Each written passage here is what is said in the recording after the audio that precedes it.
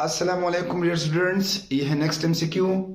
Two forces of magnitude 7 Newton and 5 Newton act on a particle at an angle theta. आपके पास एक force 7 Newton है, एक force 5 Newton है, वो किसी पार्टिकल पर थीटा एंगल पर एक्ट कर रहे हैं। The minimum magnitude of the resultant force is, इनमें अगर हम 7 और 5 किसी पार्टिकल पर एक्ट करें थीटा एंगल पर, तो इनका जो कम से कम मैग्नीट्यूड है रिजल्टेंट का, वो क्या होगा भाई? याद है हेड टू टेल रूल के मुताबिक, पॉलीगॉन रूल के मुताबिक, अगर दो फोर्सेस किसी पार्टिकल पर सेम डायरेक्शन में एक्ट करे, अगर दो फोर्सेस किसी पार्टिकल पर थीटा एंगल पर मतलब 0 डिग्री पर एक्ट करे सेम डायरेक्शन में, तो आपका जो आंसर होगा वो होगा maximum, where maximum is F1 plus F2। Simple.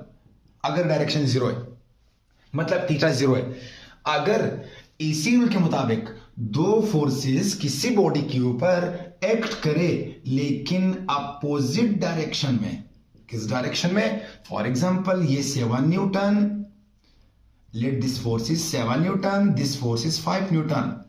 Example के मुताबिक थीटा एंगल पर, थीटा तो पता नहीं हमें कितना एंगल है, तो अगर ऐसा हो गया तो आपका जो आंसर होगा वो होगा मिनिमम।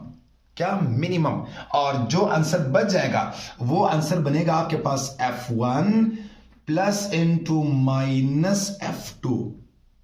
अब F1 is 7 plus F2 is 5, so 7 minus 5 is 2 Newton. याद रखना मिनिमम।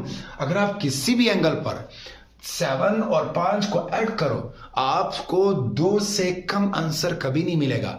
आपको 12 से ज्यादा, क्योंकि 7 प्लस 5 इज 12 बोला था मैक्सिमम आंसर, 12 से ज्यादा और 2 से कम कभी नहीं मिलेगा। इनके दरमियान कुछ भी आपको मिलेगा, लेकिन 12 से ज्यादा 2 से कम नहीं मिलेगा। तो यहां पर उन्होंने क्या कहा? मिनिमम मैग्नीट्यूड, मतलब इससे कम मैग्नीट्यूड की बात कर रहे हैं, तो आंसर क्या बनेगा? 2 न्यूटन।